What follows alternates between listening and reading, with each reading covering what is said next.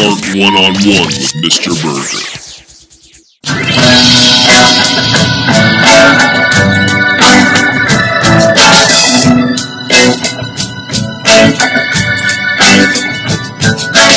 Welcome back to another episode of Art One-on-One. I'm your pod boss, Nichole Jordan, alongside your professional artist and master educator, Mr. Burgher. I'm here. I'm in the seat waiting to be asked questions upon questions so that I can give you the fountains of knowledge that I have. You do. To provide you with whatever it is that you want to learn about in the way that you want to learn it. No. So we can have the way that you want to learn it, the way that you want to present it. I'm not here to learning. I'm not here to learn. I'm here to provide and present. Yes. Thank you. The way that you want them to learn it is what I meant to say. Well, it's not necessarily the way I want them to learn it. It's just the way that it needs to be learned. I'm trying to tell the accurate stories and give the right information. Sometimes I wonder how accurate your stories are. Because, I'll be listening to another podcast to prepare, and you'll be like, oh my gosh, that's so wrong. That guy doesn't know what he's talking about, or that lady doesn't know what he's talking about. And then I'm like, does he really? I think that there are certain times where there's another perspective of things that really kind of gets on my nerves. So, for example, a lot of times art folks will tell the story of the, for example, one of them that's very common amongst art people. You've probably heard this story before. How did Vincent van Gogh cut off his ear? Most people tell the story the way they tell the story because they watched the 1957 version of Lust for Life with Kirk Douglas, and in that movie they said that he was a psychopath and he just cut his ear off. That's not what happened. That is not at all accurate. We know through analysis of his exhumed body just a couple of decades ago that his body had huge amounts of lead in it, and the lead poisoning in his system caused his brain to, his brain was disintegrating due to lead and lead poisoning, and he was also consuming large volumes of alcohol, and for some reason consuming large volumes of alcohol was helping him through this state of having large volumes of lead that he was purposefully ingesting into his body. He was actually eating it. We know that through his own documentation. I didn't. And I'm saying not we like you and me, but we as in art people that study this stuff. Mm-hmm. And they say that because of this disintegration of his brain, it caused him to have an epileptic-like situation where he would have seizures. He was painting. He was using a straight-edge knife to cut because he bought them from time to time, but he was poor. He didn't have a lot of money to buy paint in a tube. That was like new. That was like cutting edge for the 1880s. So he was taking pigment, grinding it down, using a maul and compressing it in with the oil, mixing his own paint. Well, he was using a straight edge knife to cut these things down. He has a seizure, boom, slices his ear. So did he share this story? Did he share the story? Yeah, about how he lost his ear. No. Well, then how do you know that's even true? I'll tell you how I know, because there's a police report. The police report said what happened. There were eyewitness accounts. Paul Gogh, who lived with him, he told the story. Okay. There was a prostitute who he took his severed ear and delivered it to a prostitute in a box because this happened on December the 23rd, 1888, and so he delivered this ear to her as a gift on Christmas Eve. And so there are accounts to what happened and the timeline in which it happened, and we know that he had, and again, medical reports show that he had these chemicals in his body. Reports can show that his brain was disintegrating in such of a way people will say that they know the story and they present, oh, he was out of his mind. And yeah, he had some bipolar type tendencies. He had some medical issues. He had some mental illness. But can you pause for a moment? Why was he ingesting lead on purpose? So, it's an interesting story. What he would do is he would paint on site. He would go to a location and he would paint there, right? So all of the paintings that he did, he painted there. Well, he's working in oil paint. Acrylic paint had not yet been, acrylic paint wasn't around. There was no such thing. Okay. So a paint was not water-based. There was watercolor paint, but generally speaking, and there was tempera paint, which, anyway, just to get to the story, he was painting in oil paint. And oil paint has to be clean. The brushes have to be cleaned with a turpentine or a paint thinner, right? And there's no more important tool to an artist than their brushes. And you have to get all of the paint out of the brushes. You're going to mess up your brushes. It'll dry in there. It'll mess up the bristles. And they're expensive. Brushes are expensive. Which is why some artists of that time and around that time, before and after, they would paint using a palette knife. They wouldn't even use brushes. But, to the point of Van Gogh, he had to clean those brushes out because he was on a fixed income. He didn't have a whole lot of money for anything. So he would suck the paint out of his brushes. He wasn't doing, there are people that say he was eating paint because he was a crazy person. Well, no. He was a crazy person because he was eating paint. No, he was... No, he had all these chemicals in his body. That's not going to make you crazy? Of course it is. Oh, okay. You're putting the cart in front of the horse. Okay. He wasn't putting the chemicals of the paint in his body because he was like, I'm going to put paint in my mouth. Obviously. He was painting the picture. He knew that he had to preserve the tool of the paintbrush. Mm-hmm. In order to keep the paintbrush clean, to keep it useful, to be able to reuse that tool over and over again, he had to be able to clean it. If he was changing from yellow to blue, he had to clean the brush out. He couldn't You carry... didn't have water? It's oil-based. You can't clean it with water. Okay. I don't know this. You've taken third-grade science. You know that you can't mix oil and water. Well, I really wasn't listening to that. So you put it in your mouth, and he would suck out the paint. He would spit it out. It wasn't like he was swallowing it. Well, it doesn't matter. Your body's going to absorb it. This is 1880. I understand. People didn't... look at this. Many of the upper crust of France were Beethoven, Mozart. They had lead poisoning. You know how they had lead poisoning? Nope. They put powdered wigs on their head. What do you think the powder was? It was lead. You ever seen The Wizard of Oz? The Wizard of Oz and Dorothy and Toto and the whole group are going through the flowers, the mm-hmm. poppies, mm-hmm. and then the snow starts to fall. You know what the snow was made out of? No. Asbestos. Well, why do you think they all died of cancer? Probably not because of the asbestos that was falling on their head.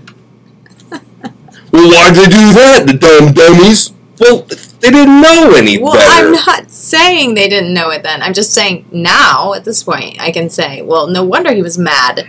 If he was ingesting lead all the time, it's going to mess with your brain. To the point of Van Gogh, going back to the beginning, he was cleaning his brushes out to try to preserve the tool, and I get worked up about it. Really? Yeah. I never would have guessed. Because it's things like this, that people say, and they're like, well, why didn't they do that? Blah, blah, blah, blah, blah, blah, blah, blah.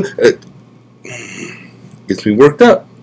I could never. Couldn't tell. Because there are so many individuals that are telling a false narrative of who Vincent van Gogh was. We just had this conversation, though.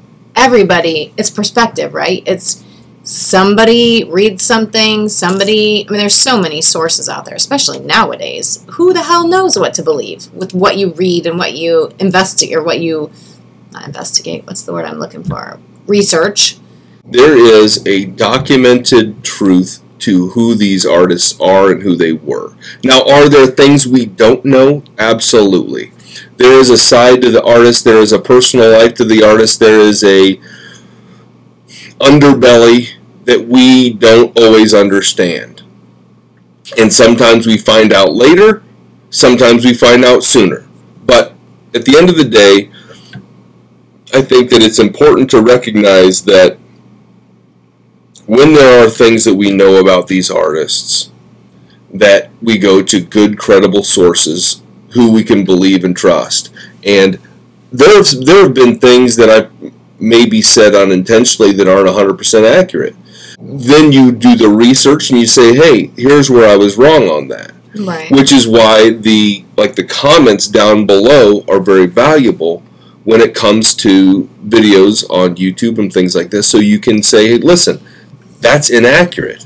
What you're saying is inaccurate. There are a lot of people that think that Grant Wood painted a farmer and his wife. No, he didn't. He painted a farmer and his daughter. How do we know that? Because that's what he said he was painting. Have you been called out on inaccurate information? I have called out others, and people have tried to call me out on things too. Right, to call you out. No, people have said, like, there are people that have said, hey, how do you know that? And I give them the documentation. There was somebody that said, well, how do you know? Like, for example, there was a video that I did, my most recently being called out was I did a video on Leonardo da Vinci being ambidextrous. Mm-hmm. And the story is, according to the researchers at the Uffizi Gallery in Florence, who have they have a majority of his papers and his sketches and they've done research on Leonardo da Vinci. This is where he's from. This is where he ended up, anyway. And there is analysis that shows that he was able to use both hands independently simultaneously. Okay, so he could do something with his hand and do something with his hand that were completely different. Like a piano player? No. He could draw with this hand and he could write a letter with this hand at the same time. Which isn't like playing the piano. It's like... You're doing two different things at one time, or your foot or whatever. But okay, anyway, keep going with your story. The point is that there is evidence that shows that he was ambidextrous. Got it. There is other evidence that indicates that he was, like, a very small percentage of humans is ambidextrous, but he is even a smaller demographic of humans that's able to independently do two tasks with each hand simultaneously. And whether that is true or not, I mean, I don't know. I didn't do the research. I didn't do any of that stuff, but I did. I told the individual, here's the research. Here's where I got it from. Go to the Uffizi Gallery. Go to Florence. Talk to the scientists and the researchers and the experts on Leonardo da Vinci that have found this out. I don't know. I'm just reporting on what they've said. So, and they're like, oh, no, that can't be true. That can't be right. Well, okay. If you don't think that's true, that's right. I mean, that's on you. But I'm just telling you what the experts have said. It's not on them, but they can do their own research and take it for what it's worth. And that's what they were I believe that's what they were attempting to do, and I provided them with the best direction that I could. Well, and I do feel like you do try to do your due diligence on. Well, yeah. I mean, if I'm a lot of time on research, if I'm correct about that. Yes, if I'm going to say something important to you, right? I don't want to spread misinformation because I know you can see how worked up I get on what I believe is somebody spreading misinformation. And if I was the culprit of spreading misinformation, I would feel the same way about myself. Okay. In a negative way. I see. Anyway. Okay. Speaking of you and yourself and Speaking your family. Me, myself, and my family. Yeah. That's that. We're going to go a different direction here again. Last week we did kind of the same thing, but the video that I watched for Journey of the Archives, it was actually Journey into the Archives. Journey into the Archives. That's literally what it's called. I understand. There's different ways you can say it, but there's only one. The video that I watched had to do a little bit with you and your family, maybe some past relatives, and it was on Margarete Steiff. Do you remember doing that video? I did several videos on her and her story. Which one in particular are you talking about? You always ask me this. Yes, just her. Well, I don't Margarete know. Steiff. It was You're named asking me, Margarete Steiff. You're asking me to tell you the story of, I don't know which video you watched. I mean, you should be able to see the title and say... And I gave you the title, okay. Margarete Steiff. Okay, and she was a family member, and again, I'm not 100% sure how we're exactly related, but we are. Yes, there's deep history. And, actually, my biological mom, my biological daughter... Brooklyn, not Etta, but Brooklyn is they're both very into family history. Family history, yes, all of those things. The ancestry and all of the things. And they both do a lot of research on things like this, and Brooklyn sent me something, oh boy, it was about a month ago now, on some, like a Scottish, Irish, I can't remember now. I wish I don't know now. But it's some family member that's like royalty. Like we're royalty related. Maybe we should go to Ireland and check it out. I don't think it's Ireland because I don't think I'm Irish. But it's somewhere like... What is your heritage? I'm mostly Scandinavian and German. I have no idea what my heritage is. So I'm primarily from Sweden and Denmark and the Netherlands, but also German and other things. Like, a little bit of this, but that's mostly like Northern European, Scandinavian. So like when I went to Denmark and Sweden, the food, the culture, the people, like I felt like this is where I belong. Like these are my people. You did, huh? I did. I mean, it's as weird as it sounds. That's how I felt in, like, the Netherlands. But I think if I went to Ireland, like every time I hear Irish music or see stuff on Ireland, I'm like, that's my roots. Yeah. But I don't know we need to dive into that maybe. Maybe Brooklyn can show me how, because I've never done anything like that. But it does interest me. Brooklyn can show you the way. Marsh can show you the way. They're both very knowledgeable about that sort of thing. I'm sure some of our friends and followers know how to do that sort of thing. But again, Brooklyn was really into again, the name escapes me off the top of my head, but royalty. But like some connection to royalty. Well, but let's get back to Margarete. But she Margarete. Margarete Steiff, yeah. That's always how I've said it. Not royalty, but she's art. No, she was a German person. Toy designer? No, I would say, no, she was more of a seamstress to begin with. Okay. And she was the first person from her little village group, whatever, to get a sewing machine. She saved up her money and she bought a sewing machine. And she had polio disease. She didn't have the ability to walk very well. And so she would spend her time in a wheelchair and things like that. And this is something that she could sit and she could do, and a skill that she had developed over time. And so she would sew clothes and make things for people and sell them and make money. And eventually she built a little pattern for an elephant that was a pincushion. So people that were doing their sewing at home or whatever, they could put the pins in the pincushion. Got it. But again, apparently she was the first person in the town to have a sewing machine. But again, as it grew in popularity and people got their own sewing machines, she would make these little pin cushions. Or, they would sew by hand and need a pin cushion, I would assume. I don't know. Anyway, You're not a sewer. I'm not a seamstress. You did meet a sewer yesterday. Well, that's not what we're talking about.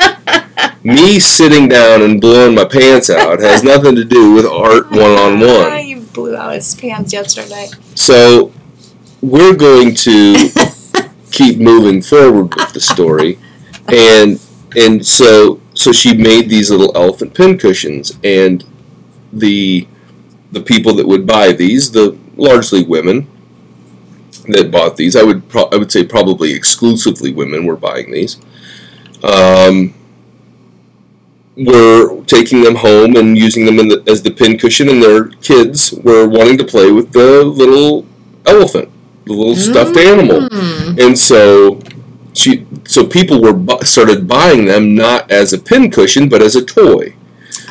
And so she's like, well, if people like buying these as a toy, then maybe I could come up with other things. So she started coming up with different designs, and one of those designs was the teddy bear with movable parts. It had movable arms and legs, and eventually it caught on, not just there. It went on to become the Steiff Toy Company, which is still in operation to this day.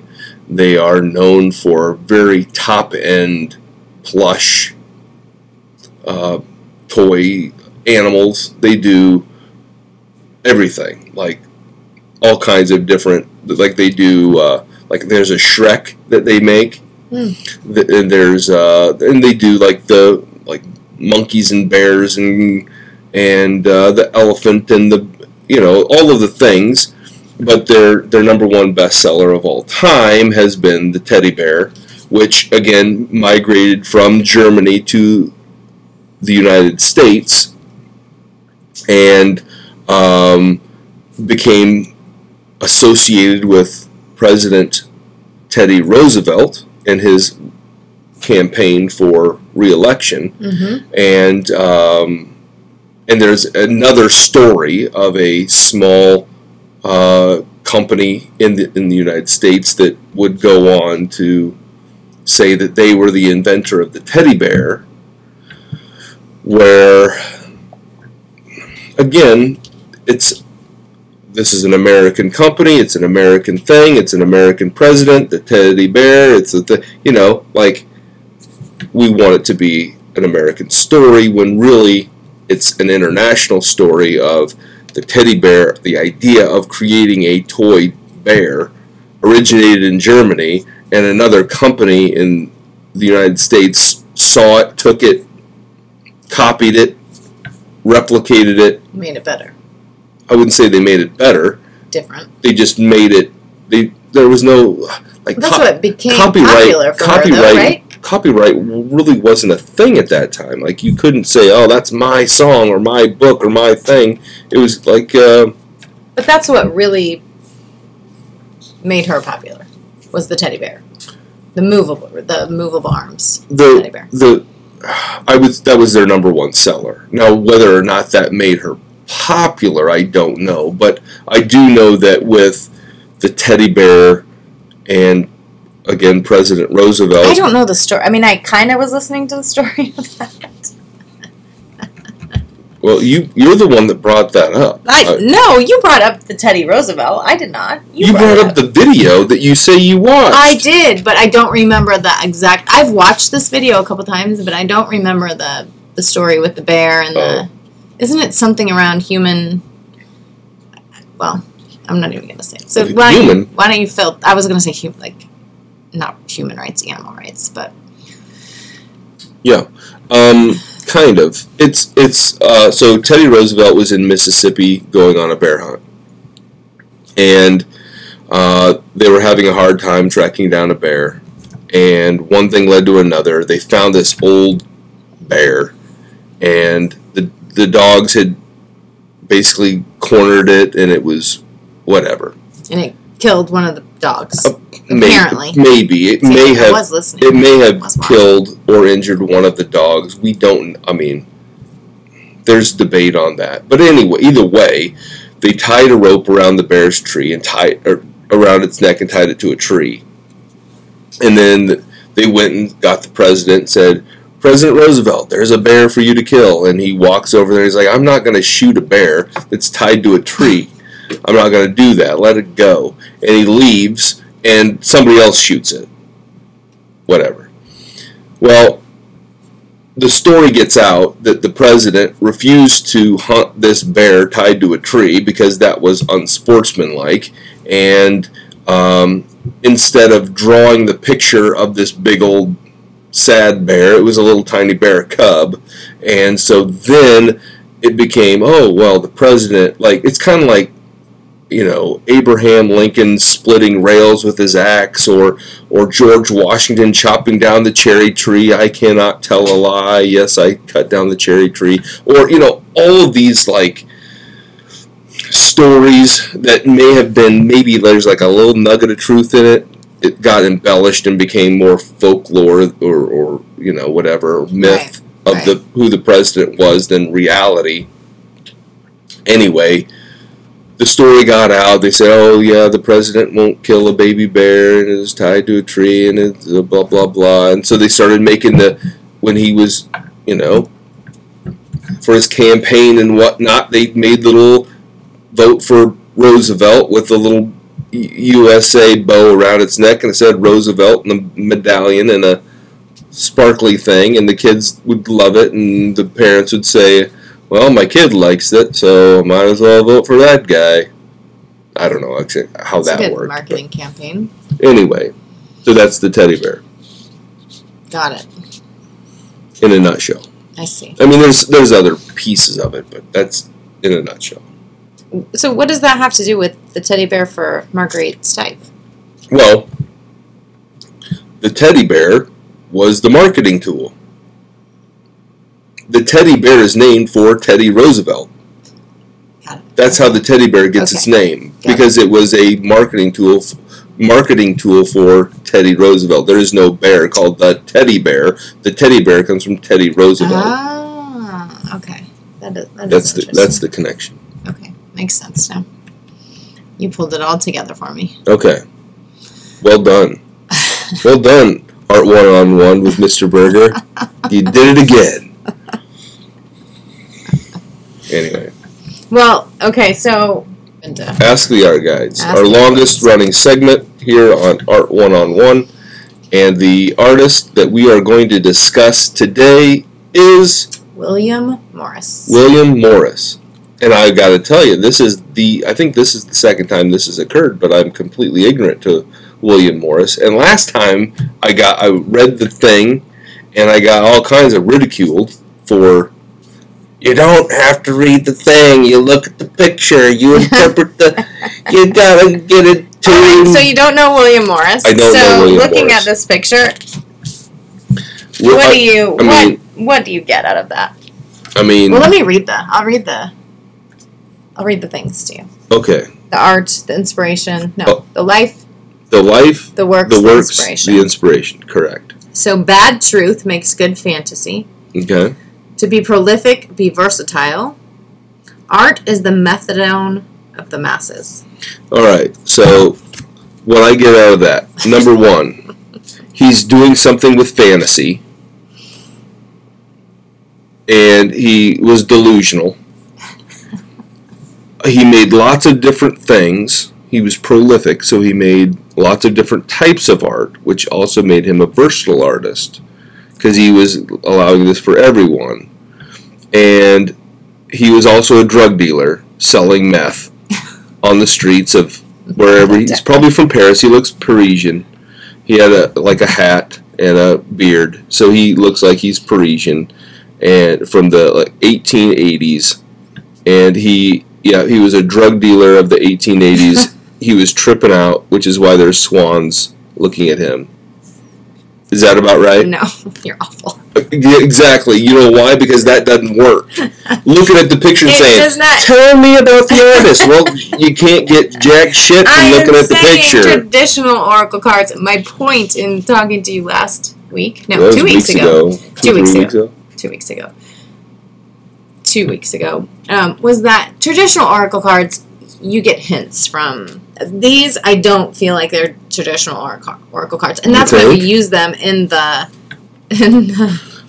way that we do. We use it to guide our conversations and just let it, like, that artist kind of guide our conversations and where we go. So honestly, William Morris was... you looked this up? I did, just because I didn't know. I didn't know, and so he basically was a big part of the arts and crafts movement, like with textiles, furniture, wallpaper, curtains. For everybody.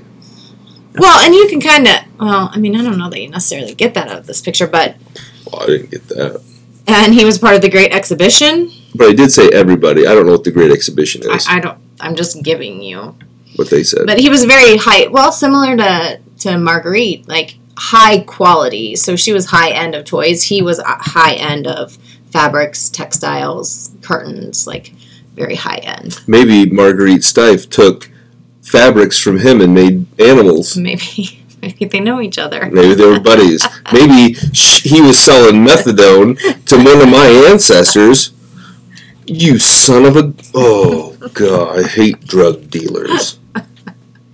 Okay, so as far as... Especially if you're pushing to my family. Oh, my God. God bless you. I do like the... I don't even know what the beginning... You always know. What's the very first one? Is that that's Life? The Life, yeah. So the Life is my favorite. Bad Truth makes good fantasy because I think that's such an interesting... Well, it actually ties into what we talked about in the beginning. Like, you know, people make up stories to make it interesting or, you know, provide facts, even like movies that tell a life story. A lot of times they have to change things to make it interesting, which that makes me think of what's going on with, what's the football movie? Michael Oher. Yeah. What's going on right now with that? Well, and I think that, again, it goes back to that, what I said about, you know, the Vincent van Gogh movie with Kirk Douglas years and years ago. And there have been several versions of different stories told about different artists over time. And again, I've gone on this tangent before about if you're going to tell the story of an actual human being, you need to try to tell the story not just to make it, okay, well, it tells a better story if we make up this. But that's part of what the industry. In order to be successful, they feel like they have to change it. But that's the thing. I think in order to be successful, you should tell an accurate story, whatever the accurate story is, not to make up a lie that tells a story in an inaccurate way. Again, not to go and rehash the whole conversation again, but there are lots and lots of movies that paint a picture of a historical figure and everybody's like, this person was awesome, when really, that's not really the truth. I just think of Christopher Columbus. Wasn't he like this? Well, Christopher Columbus, he's history books, and he was an awful human being. He was the first person to fight war with biological warfare. Native Americans were infected with all kinds of diseases because he was giving them blankets that had the diseases in them. I mean, he single-handedly destroyed an entire Native American civilization because he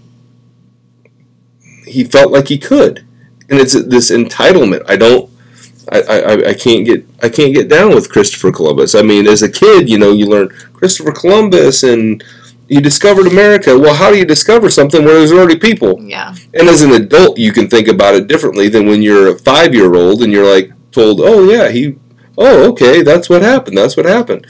And other people have said, well, he's the first European to discover that. Well, that is not what. But that's also not true. That's also not true because the first European to come to North America was a Viking. Was it your brother? He was not. He had red hair. He tends to think he's a Viking sometimes. I like Viking shows. That and Hulk Hogan. There's nothing wrong with Vikings. There's nothing wrong with Hulk Hogan.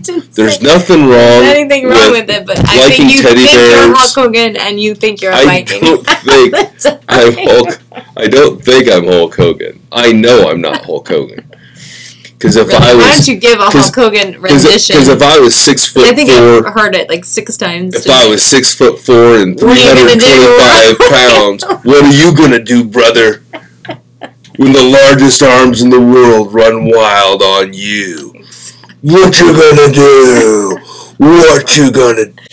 Okay.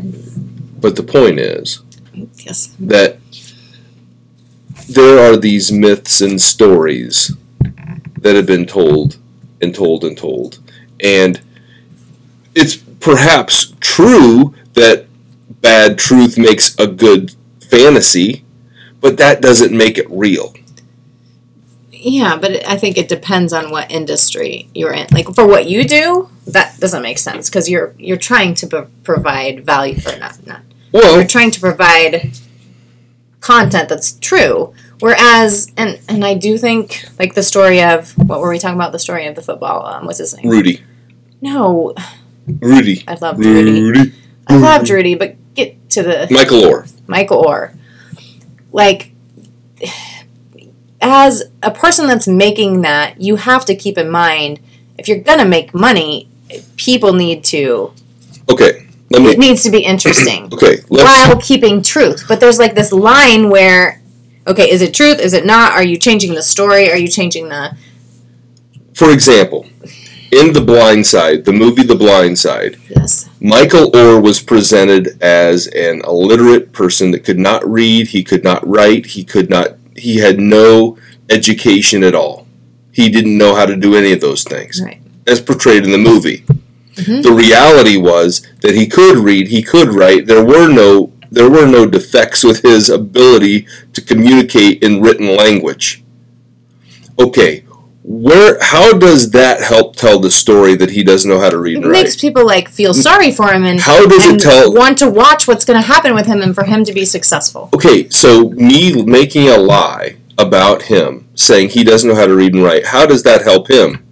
It just makes the story more impactful. It doesn't help him. It makes the story more impactful. So... do you think that it does him a great service when he goes to he gets into college?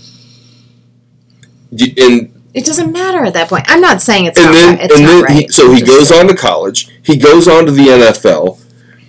In an interview that he did recently, because I keep up with some sports type things, and this is one thing that I had kind of in passing kept in the back of my mind, but. What do you think it's like for him, Michael Oher, the real person, to walk into the NFL locker room and have the guys that he's supposed to be working with, his colleagues, his peers, looking at him and say, golly, do you think he knows how to read the playbook? Do you think he's going to be able to know what to do? Do you think he knows how to read this? I mean, should we get him a tutor? Because, dude, just learned how to read like a couple years ago. That's setting him up because of a lie that was told so somebody could make money because they told a story that was a lie. Did he not watch the movie before they let it out? No, he signed it off, and his so-called family was exploiting him. He couldn't sign any of those things. They were in charge of that. They were the ones that watched it. He signed away the rights to his name and his likeness and all of those things with that movie deal.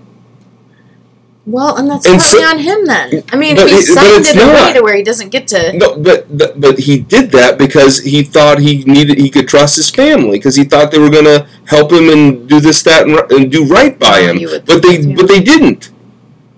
They, in my opinion, from where I sit, how I look at the story, they screwed him over.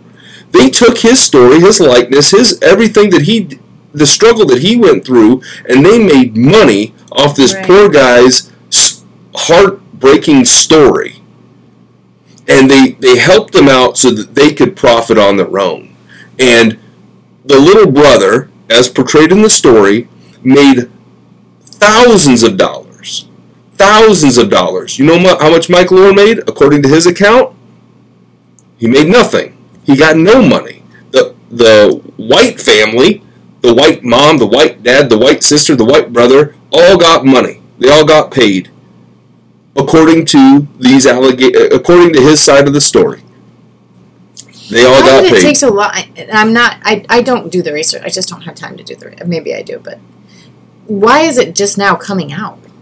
I think it's just now coming out because why the hell didn't he speak up earlier and be like, this isn't... There was some deal that was going on, and he just found out about it in February, which is why it's just now coming out now, because he just learned about it in February. And as you know, having gone through the court system, things don't happen lickety-split through the court system. And so it gets filed, it goes through, people find out about it, then it leaks out, then people start talking about it. And people have been talking about it for several months, but it's been in the court since the beginning of this year. Yeah. And so, all I know is, that's his version of the story. Maybe he's telling a fabricated version of the story. Maybe their version is right. I don't know. I don't really have a horse in the race, other than, You like the story to be told to...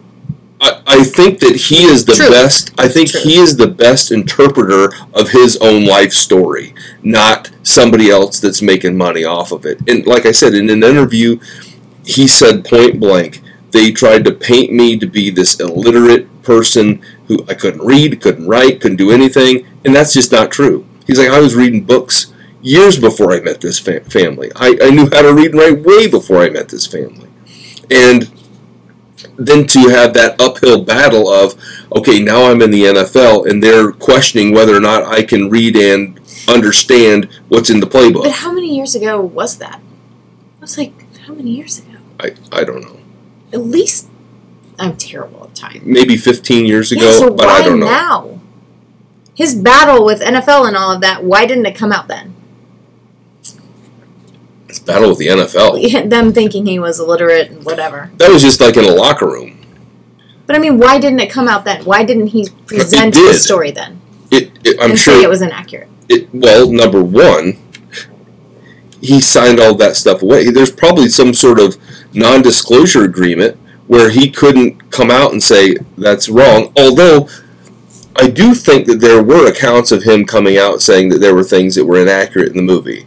And I know that there were accounts of him coming out saying that he didn't like how he was portrayed in the movie. And I know that there were accounts. But again, those things get buried on page 15 of the whatever pages. Right. And it's not like, hey, everybody, guess what? The Blind Side was a lie.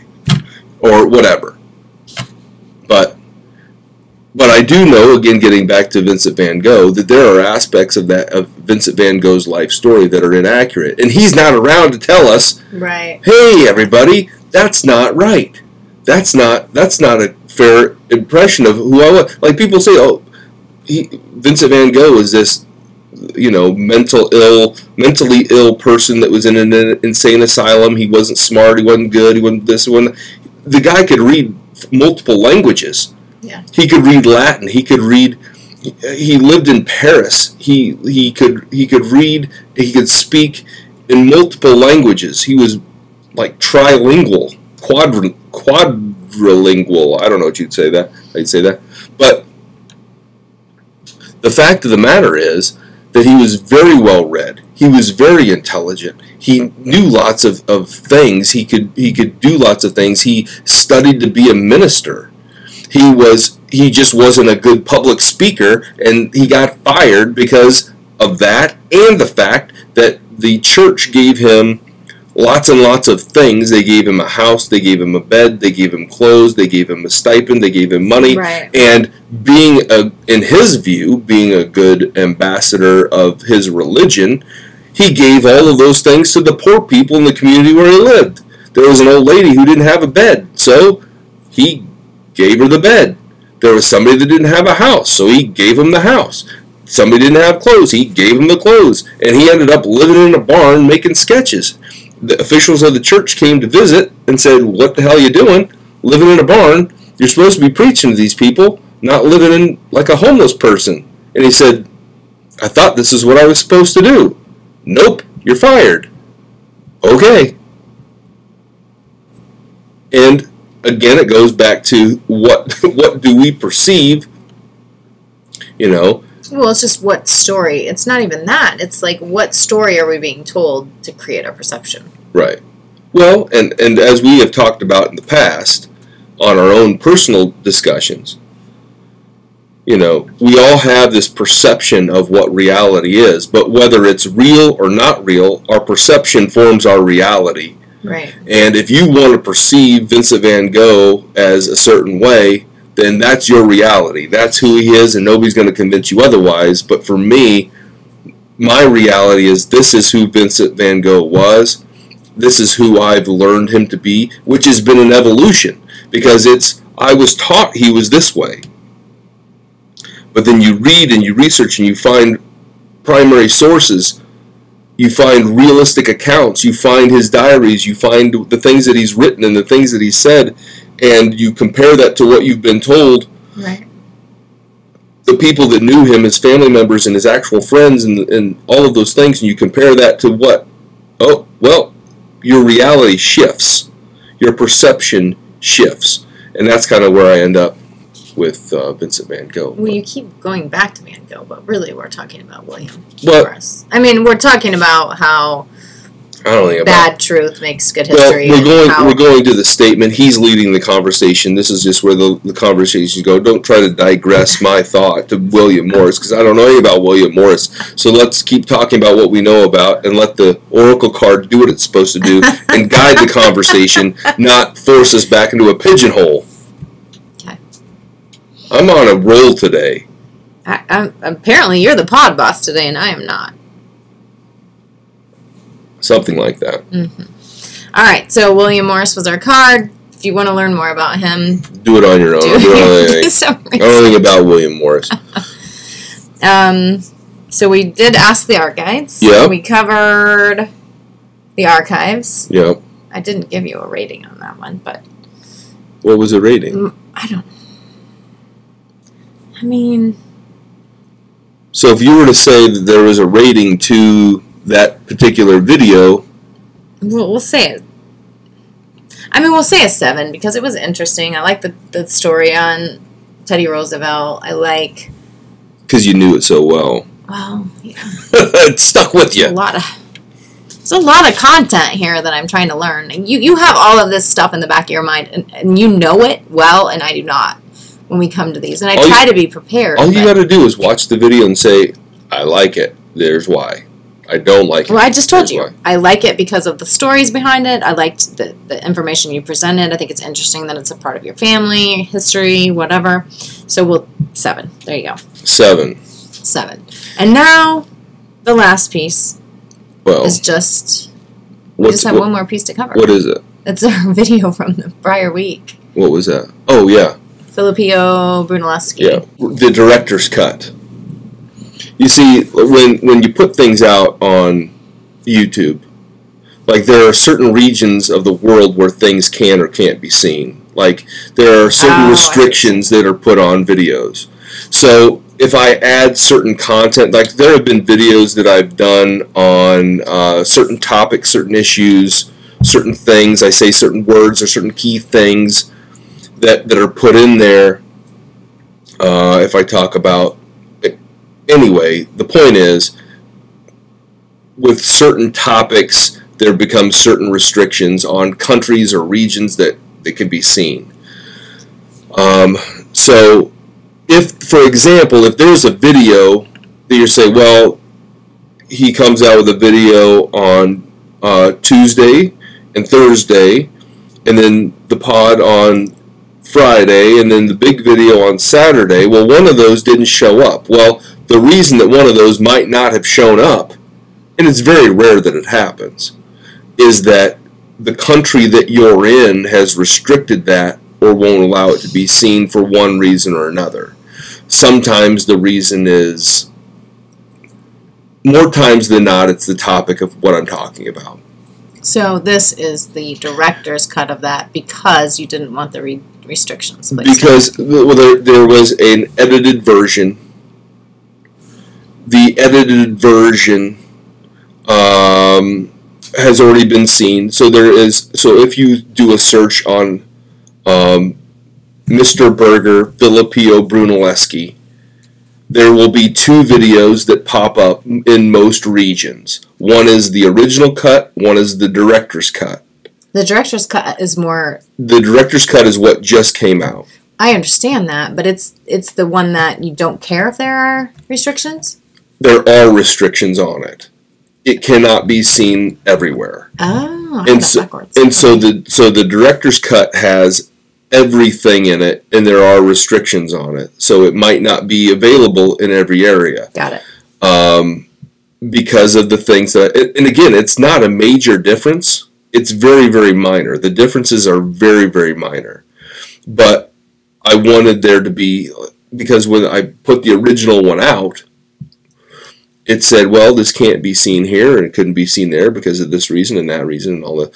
And so I said, well, I'm going to go back to the drawing board. I'm going to edit it. I'm going to What happens to freedom of speech? Well, not every country has the freedom of speech. YouTube is international. So there are people literally all over the world looking at the content, and there are some people that they don't want this nonsense in their country. What was controversial around Filippo Brunelleschi? Because, I mean, really... I don't want to talk about it. As to not get this video taken down. Really? Can you give me a hint? Because I'm just thinking of the video. I don't know. It has to do with... one of his most famous works was called the Duomo, a church. And so it's kind of church-related, religion-related. Which that's really what your video talks a lot about his architectural work. Right. And so when I take some of the more, some of the stories of the religious components and whatnot out of the video, there are no restrictions on it. But then... that's how I wanted to tell the story, and some of these components were, put back in so that this is the version of that story. So if you want to learn... If you're able to, and you want to, see the whole version of the story, it's available. That's posting this past week on... Yes, this Saturday. It posted on this past Saturday. And it's cool. His story's cool. I think it's interesting that he presented a concept and put no, what do I want to say? His egg, like the egg thing, where they had no idea what he was going to do or whether it was valid or whether it would work, and they just trusted the guy. And that story to me is so interesting. Well, there's a lot of one of the interesting things to me is the fact that he would be given the ability to do that at that time without really any... Like the engineering and all of the... Yes. They just said, sure. Try it out. We like you. We trust you. That's called intuition. But there again, it's also that, a lot of the plans, after he built this thing, he destroyed the plans, he destroyed the things, because he didn't want anyone to know his secrets. He didn't want anyone to know how he did it. And so there's a lot of mysteries still into, how in the world did he do it? To this day, there are some unknowns as to how he actually laid the bricks to go against gravity. And to me, that's I say smart guy, but if you know something, share it with people. It doesn't make any sense to have some knowledge like that or something that can make the world a better place or people better and not share it with people. But his thought was, why should somebody else be able to profit off of what I came up with? What does it matter now? Save it somewhere where someone can discover it and they can know now, and maybe it would make... I don't know. That's not how it was back in the Renaissance. Well, I get it, but... There's too much of that in our world. There's enough of... Yeah, I don't know.